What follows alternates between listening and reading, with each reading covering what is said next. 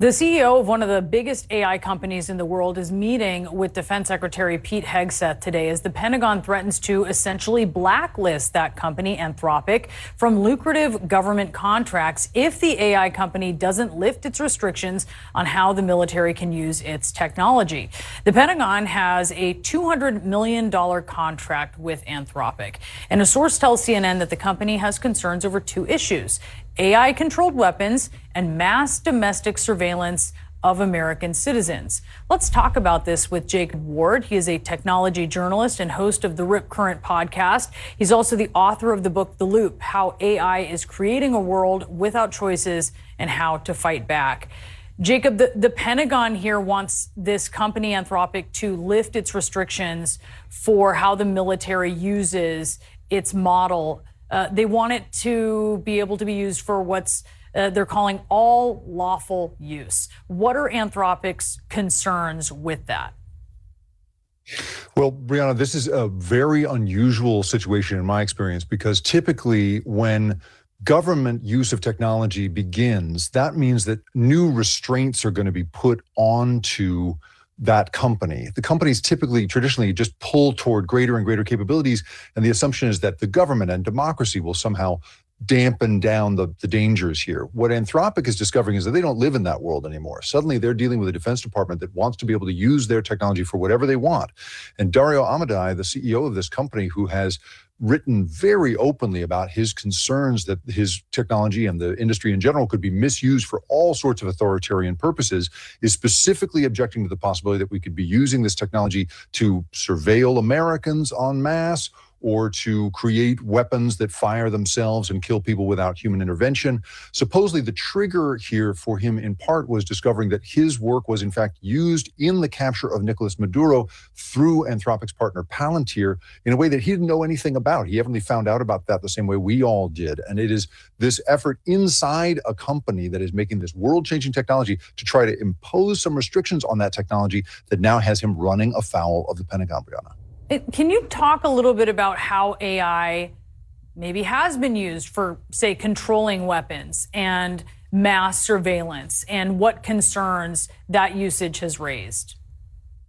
Well, according to the reports we're seeing, Anthropic's technology, which is the only company, by the way, that is allowed inside the most classified systems in the military, is being used for all sorts of things that it's supposedly great at, including things like cyber offense. You need to be able to exchange digital fire with an opponent in nanosecond timescales that human beings could never be part of.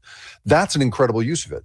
But at the same time, what AI makes possible is things like, there's technology that we've seen, research that we've seen that could turn a Wi-Fi router into an essentially a radar inside a home that could tell you exactly where somebody was at any given time. It is the pattern recognition power of AI, something that a team of people, in a vast building, or a bunch of people with headphones on in a van could never imagine. As a surveillance technology, it is incredible. In fact, it's so incredible that Dario Amodei actually wrote recently, he said here, powerful AI looking across billions of conversations from millions of people could gauge public sentiment, detect pockets of disloyalty forming, and stamp them out before they grow. That's the kind of concern that Amodei has here.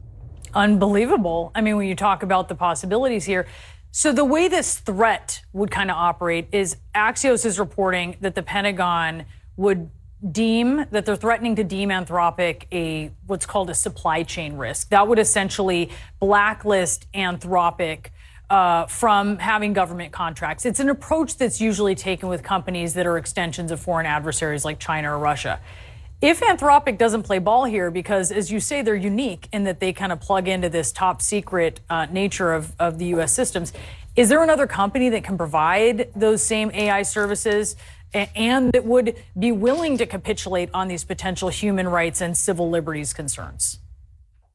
Well, according to the reporting that we're seeing right now, Anthropic is the one that they want to use. And one defense official told Axios that the reason we are talking to these guys is because they are so good. That is the problem that the Defense Department is facing. But while you say, Anthropic is unique, it's not entirely unique, and it has some very close competitors. You have Google, you have Meta, and you have xAI, which is Elon Musk's company. All of them have, are in line for this possible contract. And at least one of them, and according to Axios, that's XAI, that's Elon Musk's company, has said they can use it without any safeguards whatsoever. They won't be bringing any of this, internal hand-wringing to it. They'll say, you go ahead and use it in any way you want. And it may be that could cost Anthropic this $200 million contract unless the Defense Department figures out that technology is irreplaceable truly. But at this point, the heat is on in terms of the competition technologically. And so it seems to me that this is a real pickle that Dario Amodei has gotten into. You are worried about the use of your technology. You're trying to impose what you consider some ethical constraints on it.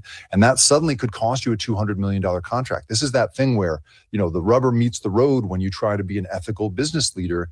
In the end, we're talking here just broadly here, Brianna, about like, who controls AI and under what terms are they going to? All of these stories are basically one big story about the future of this technology and who is going to control it. And I think what could happen next is you could see somebody with fewer scruples, fewer ethical qualms, stepping up to the mic and saying, I'm going to go ahead and give you whatever you need here. Yeah, that does seem like it would be inevitable, certainly at some point, if not this point. Jacob Ward, great to speak with you. Thank you for breaking that down.